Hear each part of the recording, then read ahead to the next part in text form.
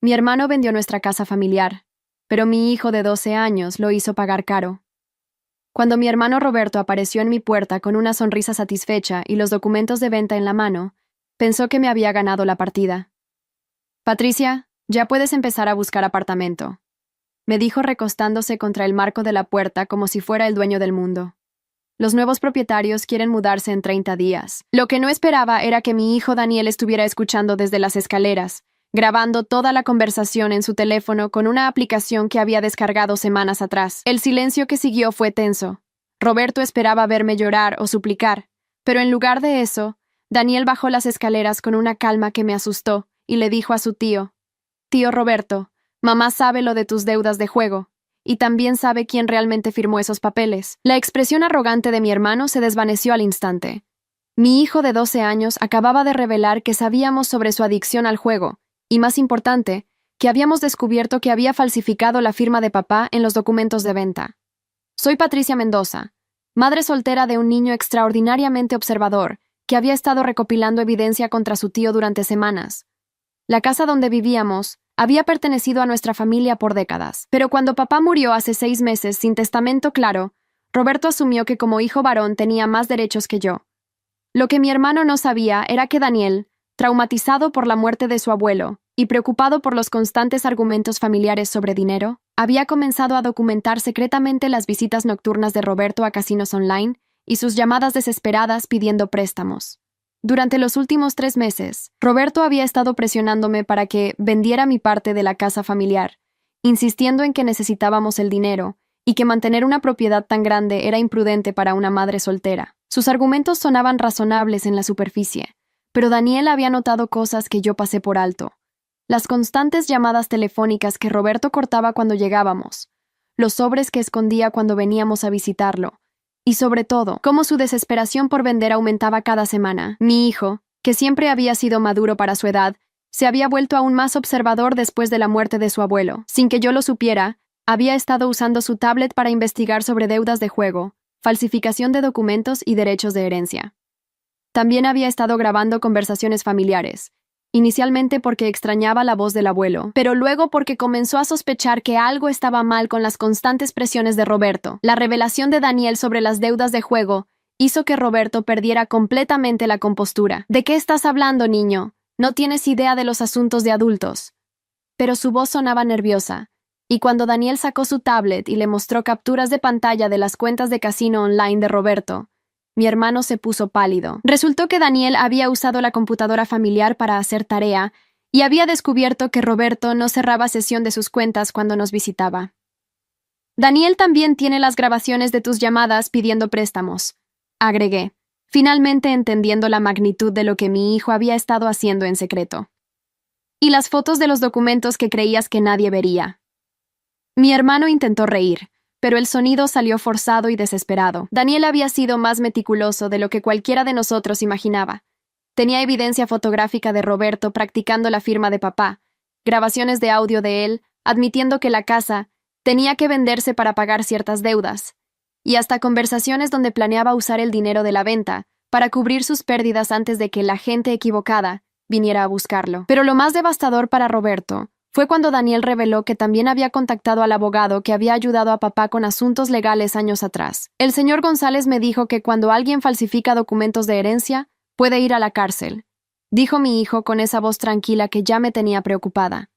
«También me dijo que las deudas de juego no se pueden pagar con casas que no te pertenecen legalmente». La realidad golpeó a Roberto como un tsunami. No solo había sido expuesto por un niño de 12 años, sino que sus desesperados intentos de vender la casa familiar para pagar a prestamistas peligrosos habían sido documentados meticulosamente. Daniel había creado un archivo completo de evidencia que mostraba el fraude, las deudas y, lo más importante, que Roberto había puesto en peligro a toda la familia al involucrar a acreedores sin escrúpulos en sus esquemas. «La gente que te prestó dinero ya sabe que no eres el dueño real de la casa», continuó Daniel, mostrando mensajes de texto que había interceptado en el teléfono de Roberto. «Y el señor González dice que eso te mete en problemas mucho más grandes».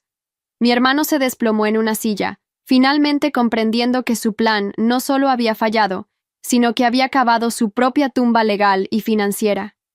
En las semanas que siguieron, La verdad completa salió a la luz. Roberto debía más de $50,000 a prestamistas que no aceptaban excusas.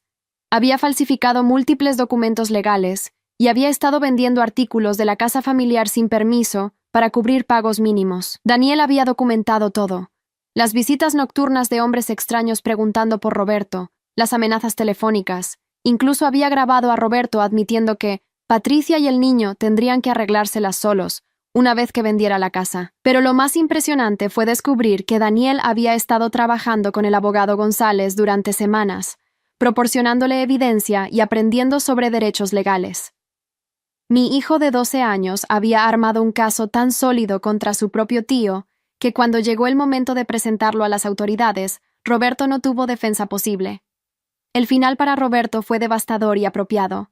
Enfrentó cargos criminales por falsificación, fraude y poner en peligro el bienestar de menores. Los prestamistas que lo habían estado presionando se enteraron de que nunca había tenido autoridad legal para vender la casa, lo que intensificó sus métodos de cobranza. Perdió su trabajo cuando sus empleadores se enteraron de los cargos legales y tuvo que mudarse lejos de la ciudad para escapar de los acreedores. Daniel y yo mantuvimos la casa familiar, pero más importante, mi hijo había aprendido lecciones sobre justicia, preparación y proteger a los que amas. Había convertido su dolor por la muerte del abuelo en determinación para proteger a nuestra pequeña familia, y lo había hecho con una inteligencia y meticulosidad que hubiera hecho orgulloso a su abuelo. 2 años después, seguimos viviendo en nuestra casa, ahora legalmente segura bajo mi nombre. Daniel ha regresado a ser un niño normal en muchos aspectos, pero conserva esa sabiduría práctica que lo ayudó a protegernos. Roberto sigue lidiando con las consecuencias de sus decisiones, y aunque parte de mí siente pena por cómo terminó todo, sé que sus acciones habían puesto en peligro real a mi hijo y a mí. La lección más importante que aprendimos es que la familia verdadera se protege mutuamente y que a veces la justicia viene de los lugares más inesperados. En nuestro caso, vino de un niño de 12 años con un teléfono y la determinación de no dejar que nadie lastimara a su madre. Durante los meses anteriores a la confrontación, la vida había sido una lucha constante. Después de la muerte de papá, Roberto comenzó a visitarnos con más frecuencia, siempre con excusas sobre revisar el estado de la casa o asegurar que todo estuviera en orden. Al principio pensé que era su manera de lidiar con el duelo, pero Daniel notó patrones que yo pasé por alto completamente. Mamá, ¿por qué el tío Roberto siempre revisa las habitaciones cuando cree que no estamos mirando? Me preguntó Daniel una tarde después de que mi hermano se fuera. Era una pregunta inocente, pero que me hizo reflexionar. Efectivamente, Roberto había estado midiendo espacios, tomando fotos con su teléfono, y una vez lo encontré revisando los documentos en el escritorio de papá cuando pensaba que estaba en el baño.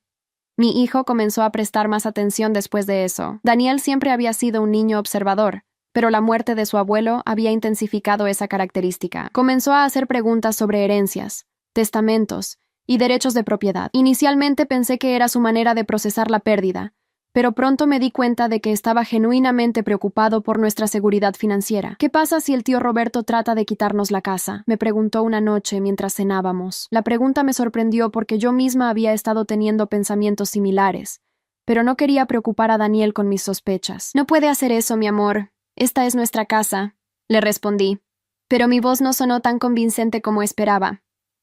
Daniel no se conformó con esa respuesta. Sin que yo lo supiera, comenzó a investigar por su cuenta.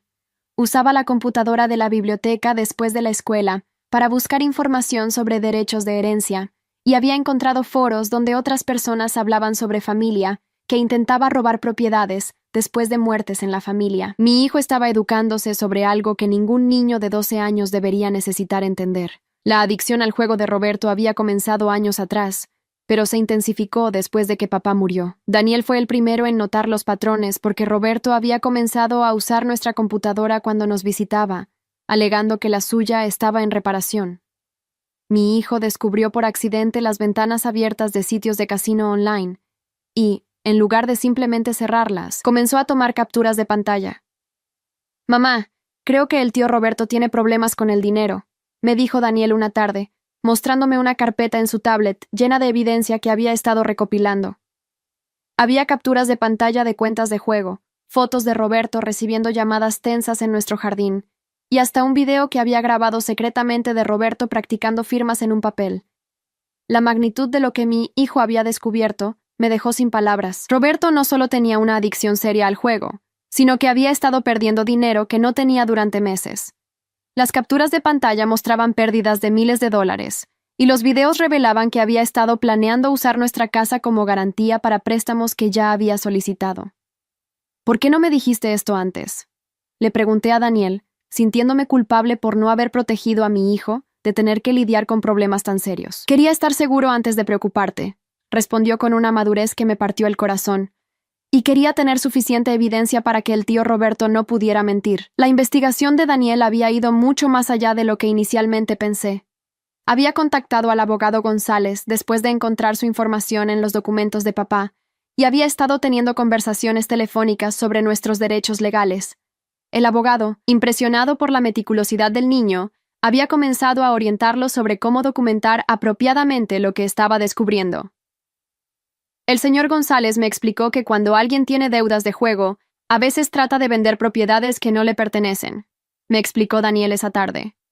También me dijo que si el tío Roberto falsifica documentos, eso es un crimen muy serio. Mi hijo había estado aprendiendo sobre leyes y procedimientos legales, mientras yo había estado ignorando las señales de alarma que él había estado detectando durante semanas.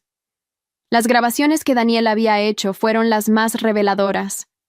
Había capturado conversaciones telefónicas donde Roberto admitía que la casa familiar era la única solución para sus problemas financieros. En una grabación particularmente perturbadora, Roberto decía: «Patricia nunca se enterará hasta que sea demasiado tarde. Para entonces, ya habré pagado a quien necesito pagar y podré empezar de nuevo». Pero lo más alarmante fueron las grabaciones de Roberto hablando con prestamistas. Daniel había estado en su habitación haciendo tarea cuando escuchó a Roberto en el teléfono en la sala, hablando sobre garantizar el pago con propiedad inmobiliaria. Mi hermano había estado usando nuestra casa como promesa de pago sin tener ningún derecho legal para hacerlo. «Mamá, creo que hay hombres malos que van a venir por la casa», me dijo Daniel una noche, mostrándome fotos que había tomado secretamente de 2 hombres que habían visitado a Roberto en nuestro jardín delantero.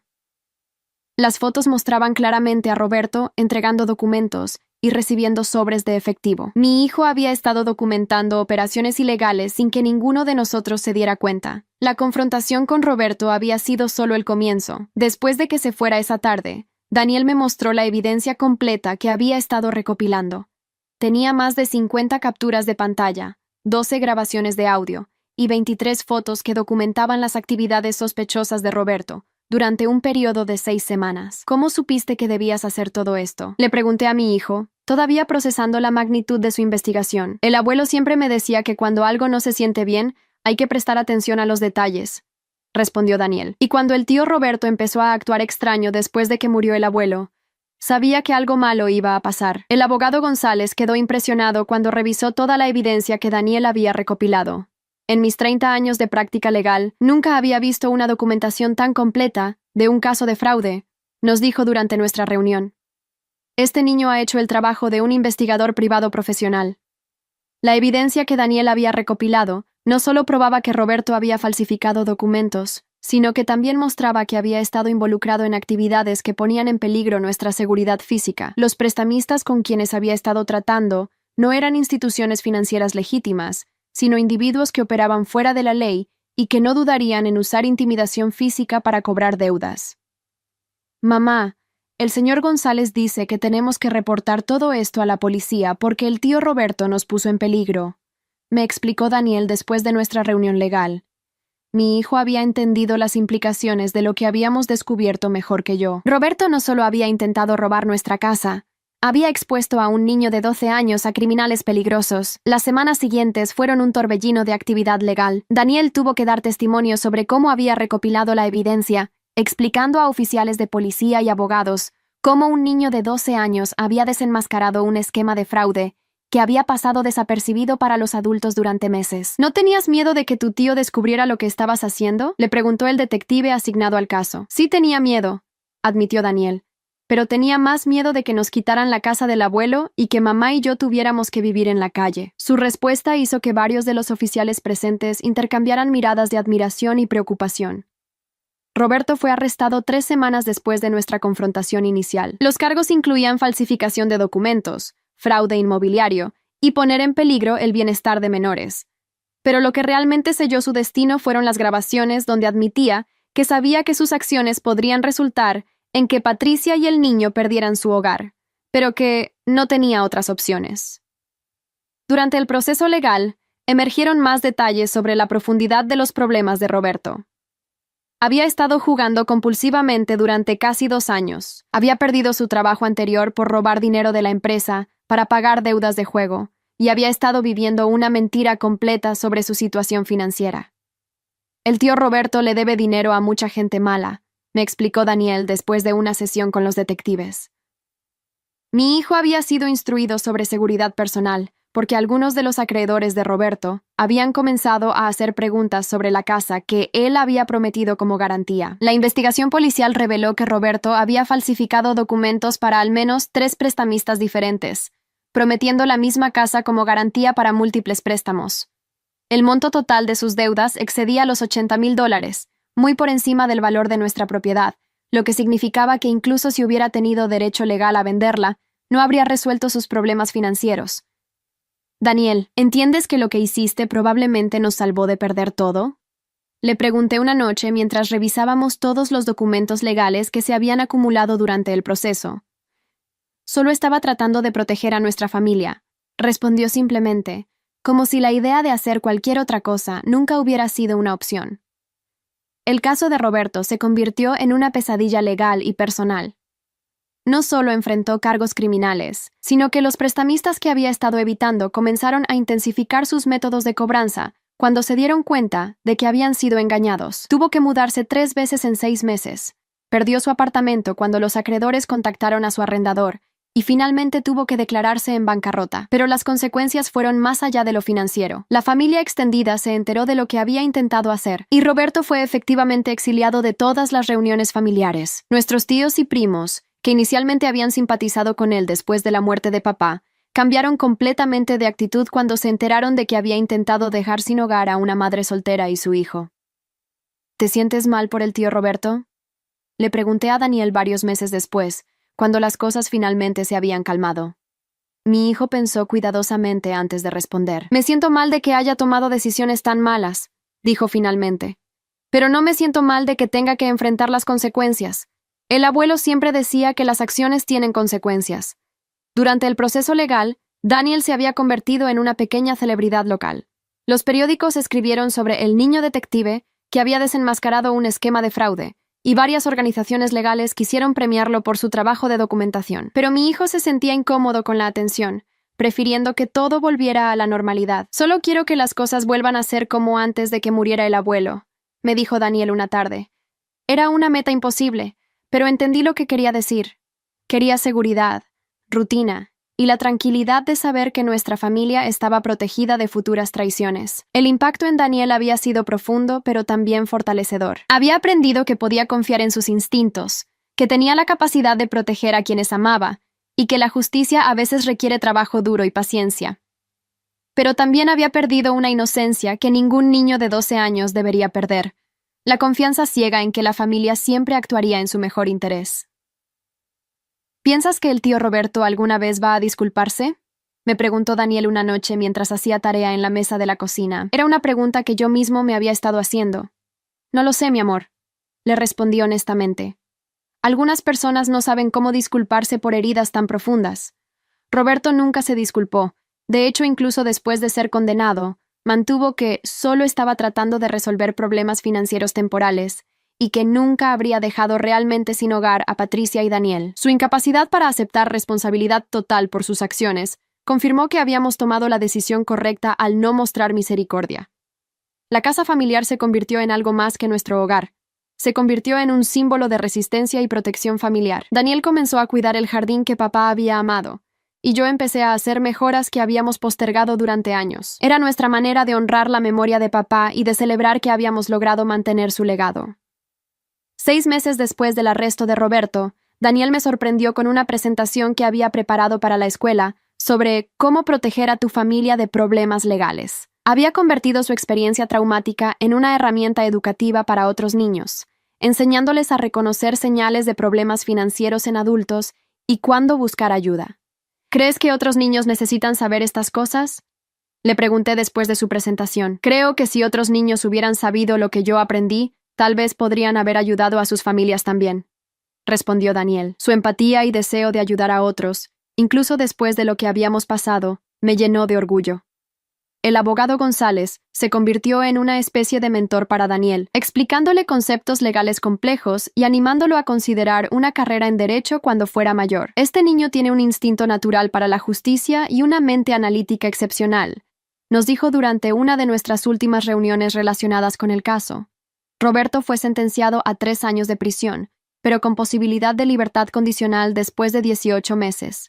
También se le ordenó pagar restitución, aunque todos sabíamos que nunca tendría los medios para hacerlo. Los prestamistas ilegales eventualmente perdieron interés cuando se dieron cuenta de que no había activos reales que confiscar. ¿Qué va a pasar cuando el tío Roberto salga de la cárcel?, me preguntó Daniel cuando nos enteramos de la sentencia. Era una preocupación legítima, pero el abogado González nos había asegurado que tendríamos protecciones legales y que Roberto enfrentaría monitoreo durante su libertad condicional. A medida que pasaba el tiempo, Daniel gradualmente regresó a actividades más típicas de su edad. Se unió al equipo de debate de la escuela, comenzó a aprender guitarra y formó amistades más profundas con compañeros de clase. Pero mantuvo esa sabiduría práctica que lo había ayudado a protegernos, y ocasionalmente lo sorprendía haciendo preguntas muy maduras sobre finanzas familiares y seguridad. Mamá, ¿crees que alguna vez vamos a tener que preocuparnos por dinero como el tío Roberto?, me preguntó una noche. Era una pregunta que requería una respuesta cuidadosa. Siempre tenemos que ser responsables con el dinero, le expliqué, pero nunca vamos a estar en la situación del tío Roberto, porque nunca vamos a mentir o hacer trampa para conseguir dinero. La experiencia había fortalecido nuestra relación madre-hijo de maneras inesperadas. Daniel había demostrado que podía confiar en él con información seria, y yo había aprendido a respetar su intuición y observaciones. Habíamos desarrollado una comunicación más abierta sobre problemas adultos, pero de manera apropiada para su edad. Un año después de la confrontación inicial, recibimos una carta de Roberto desde prisión. No era una disculpa, sino una súplica para que consideráramos visitarlo y habláramos sobre el futuro de la familia. Daniel leyó la carta y simplemente dijo: «No tenemos nada que hablar con él». Su claridad sobre la situación fue tanto tranquilizadora como triste. ¿Crees que hicimos lo correcto?, le pregunté a Daniel esa noche, todavía procesando la carta de Roberto. «Hicimos lo único que podíamos hacer», respondió mi hijo. «El tío Roberto decidió lastimarnos. Nosotros decidimos protegernos. Esas fueron las decisiones que cada uno tomó». La sabiduría de mi hijo de 12 años a menudo me sorprendía. Había desarrollado una comprensión clara de causas y consecuencias, de responsabilidad personal y de la importancia de proteger a los vulnerables. Eran lecciones que muchos adultos nunca aprenden completamente. 2 años después, nuestra vida había encontrado un nuevo equilibrio. La casa estaba legalmente asegurada bajo mi nombre. Daniel estaba prosperando en la escuela, y habíamos construido una red de apoyo sólida que incluía al abogado González, vecinos comprensivos y familia extendida que había demostrado ser confiable durante la crisis. Roberto fue liberado después de 18 meses, pero nunca intentó contactarnos directamente. Supimos por otros familiares que se había mudado a otra ciudad, estaba trabajando en empleos de salario mínimo, y aparentemente había recibido tratamiento para su adicción al juego, pero su ausencia de nuestras vidas era un alivio, no una pérdida. ¿Alguna vez perdonaremos al tío Roberto?, me preguntó Daniel en una de nuestras conversaciones nocturnas. Era una pregunta compleja que habíamos estado evitando. Perdón no significa que tenemos que confiar en él otra vez o dejar que vuelva a nuestras vidas, le expliqué. Podemos perdonar para nuestra propia paz, pero eso no significa que tenemos que arriesgar nuestra seguridad. Daniel asintió, procesando esta distinción. Creo que puedo perdonarlo por estar enfermo con el juego, dijo finalmente, pero no puedo perdonarlo por tratar de lastimarnos cuando sabía que era malo. Su capacidad para separar la enfermedad de las decisiones conscientes demostraba una madurez emocional extraordinaria. La experiencia nos había enseñado lecciones valiosas sobre confianza, vigilancia y la importancia de escuchar a nuestros instintos. Daniel había aprendido que los niños pueden ser poderosos defensores de sus familias cuando están armados con información y determinación. Yo había aprendido a no subestimar la sabiduría de mi hijo y a tomar en serio sus preocupaciones. 3 años después de la confrontación inicial, Daniel está en la escuela secundaria, destacándose en clases de historia y ciencias sociales. Mantiene su interés en temas legales y habla ocasionalmente sobre estudiar derecho cuando sea mayor. El abogado González sigue siendo un mentor y amigo de la familia, y Daniel lo visita ocasionalmente para discutir casos interesantes y conceptos legales. La casa familiar que Roberto intentó vendernos sin autorización se ha convertido en un refugio verdadero. Hemos hecho mejoras, hemos creado nuevos recuerdos, y hemos establecido tradiciones que honran la memoria de papá mientras construyen nuestro propio futuro.